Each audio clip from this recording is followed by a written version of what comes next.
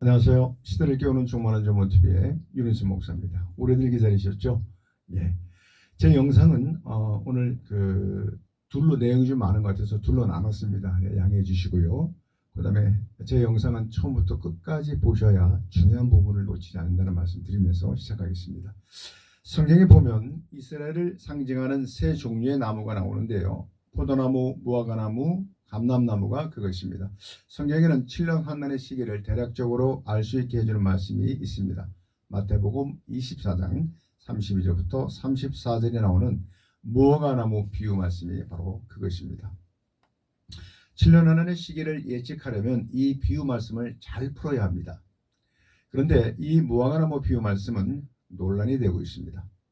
한쪽에서는 이 말씀을 문자적으로만 보아 단순히 자연의 변화에 따른 교훈 정도로만 보고 있고, 또 다른 한쪽은 이 말씀을 상징적으로 보아 이스라엘의 독립에 대한 예언의 말씀으로만 보고 있기 때문입니다. 그래서 한편으로는 참 안타깝고, 왜냐하면 이번 기회에 보다 바른 해석을 나눌 수 있게 될 것이라고 믿기 때문입니다. 따라서 무화과나무의 비유 말씀을 단순히 문자적 의미로만 보기에는 문맥상 맞지 않는 부분들이 있고요. 또 반면에 이스라엘의 독립에 대한 예언의 말씀으로 보는 쪽도 주장만 할 것이 아니라 누구나 납득할 수 있게 그 근거를 충분히 제시해 주어야 합니다. 그런데 아직까지는 그렇지 못한 것 같습니다. 따라서 저는 이 비유 말씀에는 두 가지 의미가 함께 공존하고 있다고 보고 있습니다. 즉 문자적 의미와 상징적 의미가 바로 그것인데요. 그렇게 보는 이유는 마태복음 24장 32절에서는 비유를 배우라 하고 있지만 병행 구절인 누가복음 21장 30절에서는 자연히 알게 된다고 말씀하고 있기 때문입니다. 하나의 비유 속에 자연이 알 수 있는 것이 있고 배워야만 알 수 있다는 결론입니다. 자연이를 헬라어로 how to라고 하는데 그것 자체로 스스로라는 뜻으로 누가 가르쳐주지 않아도 알 수 있는 것을 말합니다. 반면에 배우라는 헬라말 만다노로서 배우란 뜻 외에 살피다, 익히다, 알다라는 뜻도 가지고 있습니다. 따라서 그냥 아는 것이 아니고 연구해서 그 비유 속에 숨겨진 의미를 알아내는 것을 말합니다. 오늘의 관전 포인트는 이것입니다. 앞에서 저주받은 무화과나무가 정말 이스라엘을 상징하는가? 그렇다면 무화과나무 비유의 말씀과는 어떤 연관성이 있는가를 밝히는 것이 핵심입니다. 만일 저주받은 무화과나무가 이스라엘을 상징하고 비유에 나오는 무화과나무가 저주받은 나무와 연관성이 있다면 무화과나무 비유는 이스라엘의 독립을 예언하는 것이 맞습니다. 하지만 저주받은 무화과나무와 비유에 나오는 무화과나무 사이에 서로 연관성이 없다면 본문을 말하면서 더 이상 이스라엘의 독립을 거론해서는 안 됩니다. 그렇다면 저주받은 무화과나무가 과연 이스라엘을 상징할까요? 오늘부터 말씀드리면 네, 그렇습니다. 거의 모든 주석들은 저주받은 무화과나무가 이스라엘 민족 혹은 유대교를 상징한다고 보고 있습니다. 저주받은 무화과나무가 정말 이스라엘을 상징하는지 그 증거들을 보겠습니다. 먼저 주석 네 군데만 보겠습니다. 톰슨 주석. 무화과나무가 저주받은 것은 외식과 형식주의에 급급한 유대교를 가리킨다. 그랜드 주석. 무화과나무 저주 사건은 경건의 모양은 있으나 그 내용이 없는 이스라엘의 멸망을 상징적으로 보여준 사건이다. 호코마 주석. 무화과나무는 입만 무성하고 실제로는 열매를 맺지 못하는 유대인들의 율배반적인 생활 태도를 상징한다. ESV. 말라 죽은 무화과나무는 이스라엘에 대한 하나님의 심판을 상징한다. 그렇게 했고요. 두 번째로 이제 말씀에서 보겠습니다. 저주받은 무화과나무입니다. 마태복음 21장 18절로 21절. 이른 아침에 성으로 들어가실 때에 시장하신지라 길가에서 한 무화과나무를 보시고 그리로 가사 잎사귀밖에 아무것도 얻지 못하시고 나무에게 이르시되 이제부터 영원토록 내게 열매가 맺지 못하리라 하시니 무화과나무가 곧 마른지라. 제자들이 보고 이상히 여겨 가로되 무화과나무가 어찌하여 곧 말랐나이까. 그런데 마가복음 11장 13절로 14절에 보면은 이는 무화과의 때가 아님이라라고 하고 있습니다. 자, 예수님은 40일을 금식하시고도 자신을 위해서는 떡을 만들지 않으셨습니다. 그런데 그런 분이 한순간의 시장길을 참지 못하시고 열매가 맺힐 때도 아닌데 이 무화과나무를 저주하셨다? 절대로 있을 수 없는 일이죠. 물론 상품 가치도 없고 맛도 없어서 누구나 따먹을 수 있게 한 최초로 열리는 이 무화과, 즉 파괴라는 열매가 없어서 그러셨다는 해석도 있지만 그렇다고 하더라도 마찬가지입니다. 온화하신 예수님의 성품에는 어울리지 않는 행동입니다. 예수님은 왜 그러셨을까요? 여기서 저주받은 무화과나무는 외식과 형식만 있고 열매는 맺지 않는 이스라엘을 상징하고 있기 때문입니다. 이제 무화과나무처럼 저주받는 이스라엘의 모습을 보겠습니다. 누가복음 13장 6절 이에 비유로 말씀하시되 한 사람이 포도원에 무화과나무를 심은 것이 있더니 와서 그 열매를 구하였으나 얻지 못한지라 가원지기에게 이르되 내가 3년을 와서 이 무화과나무에게 실과를 구하되 얻지 못하니 찍어버리라. 어찌 땅만 버리겠느냐. 대답하여 가로되 주인이여 금년에도 그대로 두소서 내가 두루 파고 거름을 줄이니 이후에 만일 실과를 열면 이오니와 그렇지 않으면 찍어 버리소서. 이 비유에서는요, 이 비유에서 나오는 포도원은 하나님의 교회를 말합니다. 무화과 나무는 이스라엘을 상징합니다. 실제로 예수님은 3년간 무화과 나무처럼 이스라엘 민족에게 복음을 전하셨습니다. 그런데도 그들은 끝까지 회개치 않음으로써 저주받은 무화과 나무처럼 이스라엘도 결국 저주받게 됩니다. 유에서 1장 7절 그들이 내 포도나무를 멸하며 내 무화과나무를 긁어 말갛게 벗겨서 버리니 그 모든 가지가 하얗게 되었도다. 예레미야 8장 13절 여호와께서 말씀하시되 내가 그들을 이스라엘 말하죠 진멸하리니 포도나무에 포도가 없을 것이며 무화과나무에 무화과가 없을 것이며 그 잎사귀가 마를 것이니라. 예레미야 선지자가 숱하게도 유다 백성들의 회개를 촉구했음에도 불구하고 그들은 끝까지 회개치 않았습니다. 그로 인해 결국 그들은 바벨론의 군대로부터뿐 아니라 나중에 로마 군대로부터는 완전히 멸망을 받게 됩니다. 예레미야 24장 8절로 10절 나 여호와가 이같이 말하노라 내가 유다 왕 시드기야와 그 방백들과 예루살렘의 남은 자로서 이 땅에 남아있는 자와 애굽 땅에 거하는 자들을 이 악하여 먹을 수 없는 악한 무화과 같이 버리되 세상 모든 나라 중에서 흩어서 그들로 환난을 당하게 할 것이며 또 그들로 내게 쫓아 보낼 모든 곳에서 치욕을 당하게 하며 말거리가 되게 하며 조롱과 저주를 받게 할 것이며 내가 칼과 기근과 연병을 그들 중에 보내요 그들로 내가 그들과 그 열조에게 준 땅에서 멸절하기까지 이르게 하리라 하시니라. 이 말씀은 바벨론에 순순히 항복하라는 하나님의 말씀에 불순종한 자들을 입만 무성했던 그 악한 무화과 같이 버리시겠다는 말씀인 것입니다. 예수님께서도 비슷한 예언을 하셨습니다. 누가복음 19장 41절로 44절 가까이 오사 성을 보시고 우시며 가라사대 너도 오늘날 평화에 관한 일을 알았더라면 좋을 뻔하였거니와 지금 내 눈에 숨기웠도다. 날이 이를지라 내 원수들이 토성을 쌓고 너를 둘러 사면으로 가두고 또 너와 내 그 가운데 있는 내 자식들을 땅에 메어치며 돌 하나도 돌 위에 남기지 아니하리니 이는 권고하는 나를 내가 알지 못함을 인함이니라 하시니라. 이 또한 무화과 같이 이스라엘도 저주 받게 될 것이라는 예언의 말씀입니다. 유대교 역사가 요세푸스의 유대 전쟁사에 의하면 이스라엘은 AD 70년에 로마의 디도 장군에 의해서 예루살렘 성읍이 완전히 파괴되었고 로마에 저항하는 유대인들을 굶어 죽게 만들었는데 이때 굶어 죽은 사람이 110만 명에 달했고 그 당시 포로로 잡혀갔던 사람들이 9만 7천 명이나 되었다고 합니다. 로마 군대는 예루살렘 성 사면에 토성을 쌓아놓고 성을 약 4개월 3주 동안 외부로부터 완전히 차단했습니다. 그 후 살아남은 유대인들은 세계 각지로 흩어졌는데 1800년이 지나서 세계 2차 대전이 터졌고 이때 독일의 히틀러가 자행한 대학살 때 유럽에 거주하던 유대인들의 3분의 1이나 되는 600만 명이 또다시 비참하게 학살을 당하게 됩니다.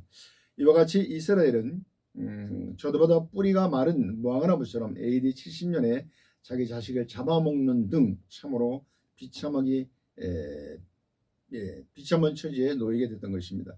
1900년 동안 나라를 잃고 세계 곳곳으로 흩어져 온갖 수모와 홀로코스트 같은 학살을 겪으면서 겨우겨우 민족의 맥을 이어왔습니다.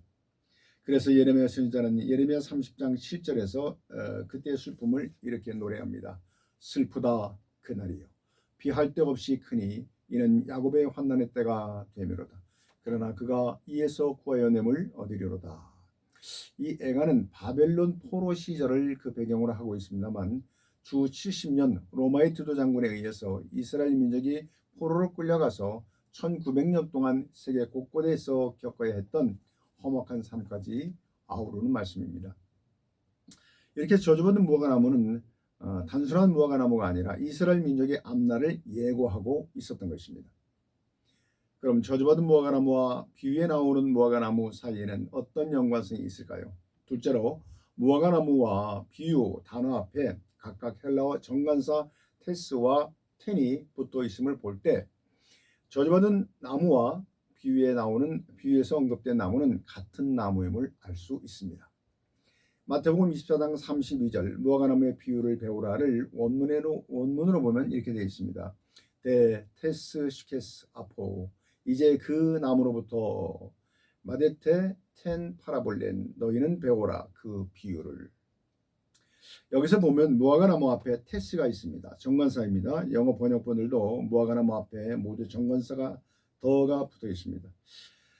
비유 파라볼렌 앞에도 정관사 텐이 있습니다. 그러므로 여기서 무화과나무의 비유를 배우라는 의미는 모든 무화과나무를 말하는 것이 아니라 특정된 무화과나무로부터 비유를 배우라는 말씀임을 알 수 있습니다. 그런데 모 신학대학원 교수들이 무화과나무 비유는 이스라엘의 회복, 독립에 대한 말씀이다라고 했던 이강복 목사님의 글을 보고 비판하면서 무화과나무 앞에 붙은 정관사는 마태복음 21장에 나온 저주받은 무화과나무에 대한 정관사가 아니고 무화과나무 종에 붙는 정관사라고 주장하더군요. 솔직히 저는 그 글을 읽어보고 정말 어이가 없었습니다. 아니 재림의 징조에 대해서 말씀하시는 자리에서 무슨 나무의 품종까지 구분을 합니까? 그래서 제가 모든 나무를 다 확인해 봤습니다. 모든 무화과나무를 다 확인해 봤습니다. 무화과나무는 성경에 모두 36회 나옵니다. 구약은 20번 나오고 그중 4번만 정관사가 나오고요. 16번은 정관사가 아예 없습니다. 신약은 16번 중 11번이 나오고 5번은 아예 없습니다. 신약에서 정관사가 11번 나오게 된 배경을 보면은 무화과나무가 예수님으로부터 저주를 받고 난 이후부터입니다. 두 곳은 문맥상 정관사가 붙어야 되는 다른 내용이고요. 자, 같이 보겠습니다. 편의상 한글 성경으로 말씀을 드리겠습니다. 마태복음 21장 19절 길가에서 한 무화과나무를 보시고 그리로 가사 잎사귀밖에 아무것도 얻지 못하시고 나무에게 이르시되 이제부터 영원토록 내게 열매가 맺지 못하리라 하시니 무화과나무가 곧 마른지라. 지금은 정관사가 없습니다. 20절 제자들이 보고 이상히 여겨 가로되 건너뛰었죠. 그 무화과나무가 어찌하여 곧 말랐나이까. 정관사가 붙었어요. 마가복음 11장 13절 멀리서 잎사귀 있는 한 무화과나무를 보시고 혹 그 나무에 무엇이 있을까요? 가셨더니 가서 보신즉 잎사귀 외에 아무것도 없더라. 이는 무화과의 때가 아님이라. 정관사가 역시 없어요. 20절 저희가 아침에 지나갈 때에 그 무화과나무가 뿌리로부터 마른 것을 보고 21절 베드로가 생각이 나서 여쭈오되 라삐여 보소서 저주받은 그 무화과나무가 말랐나이다. 정관사가 있습니다. 마가복음 13장 28절 그 무화과나무의 비유를 배우라. 그 가지가 연하여지고 잎사귀를 내면 여름이 가까운 줄 가까운 줄 아나니 그랬어요. 정관사가 역시 있습니다.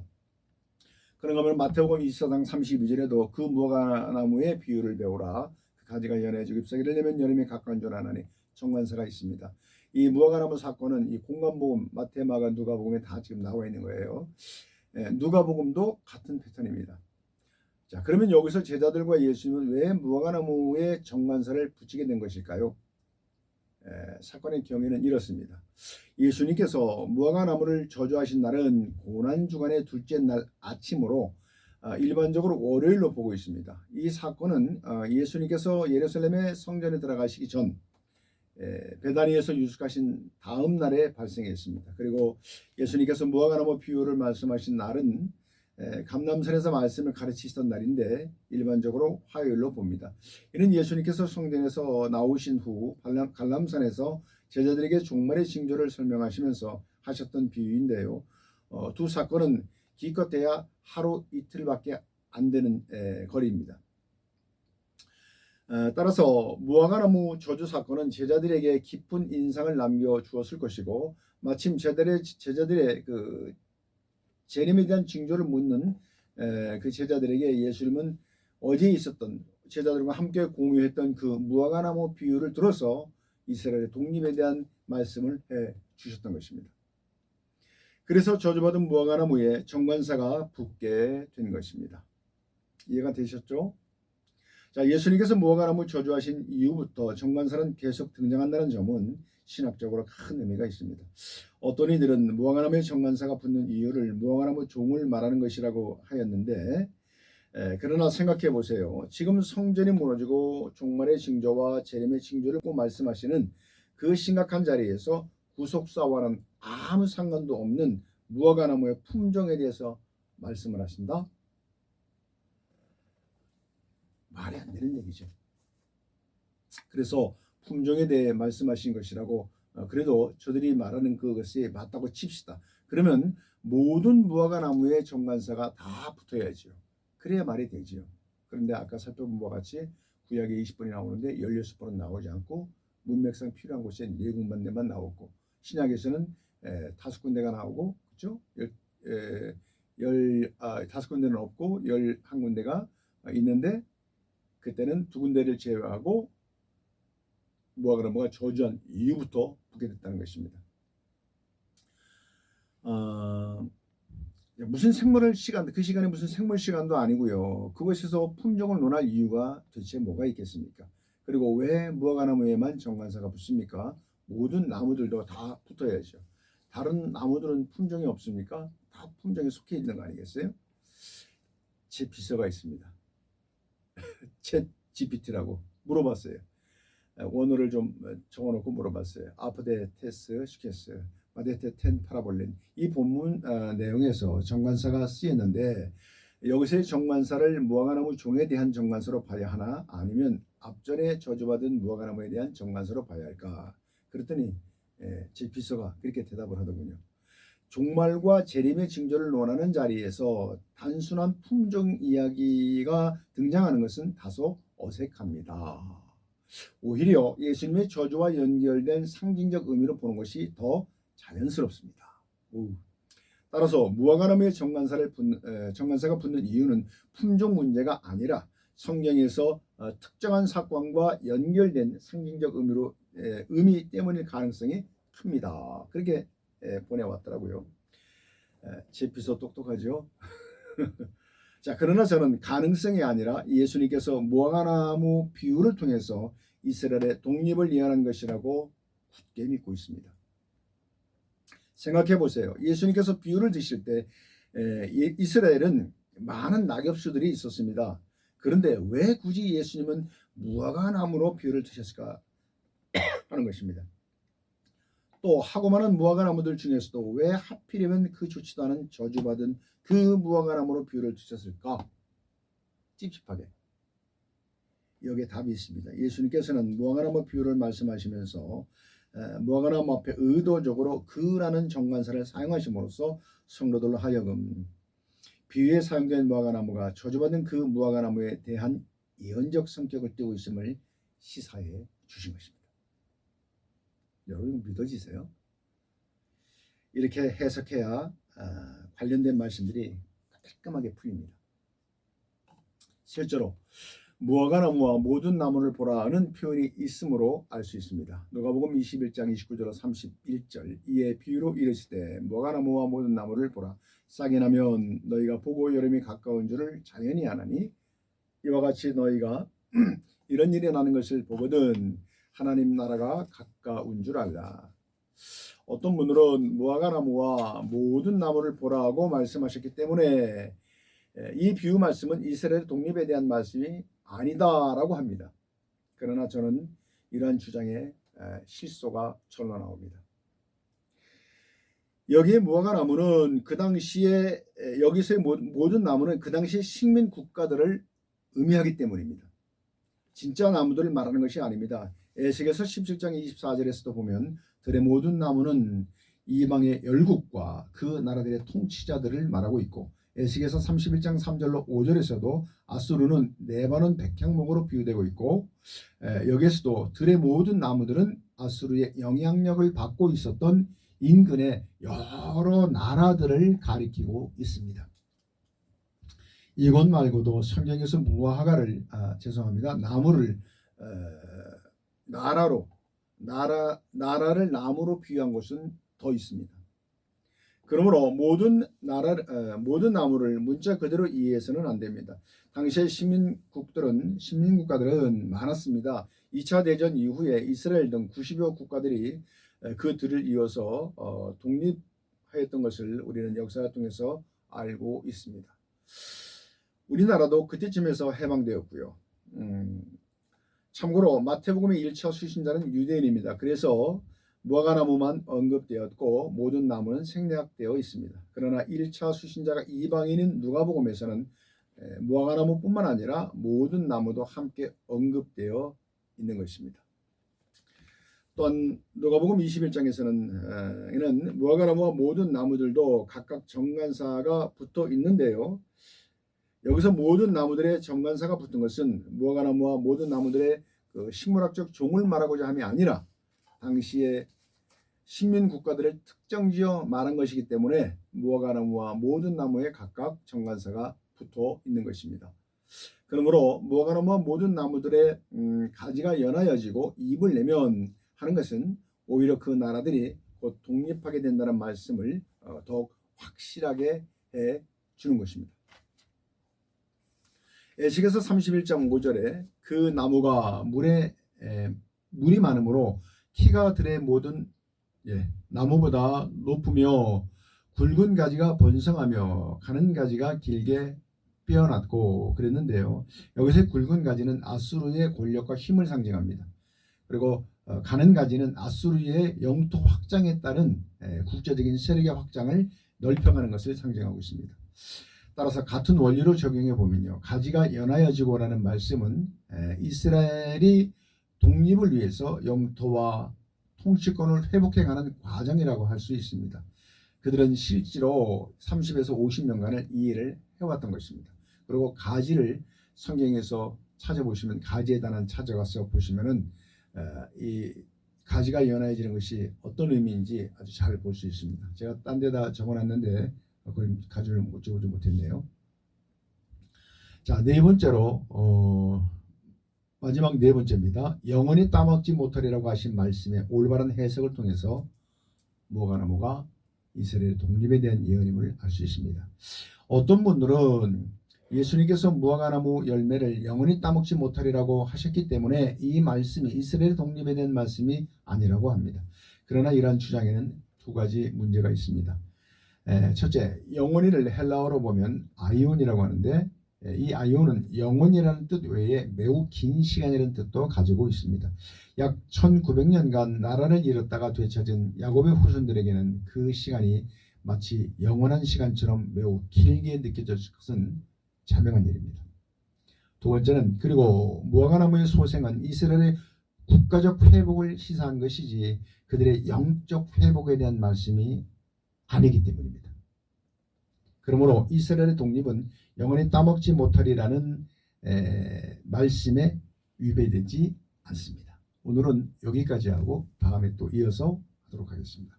감사합니다.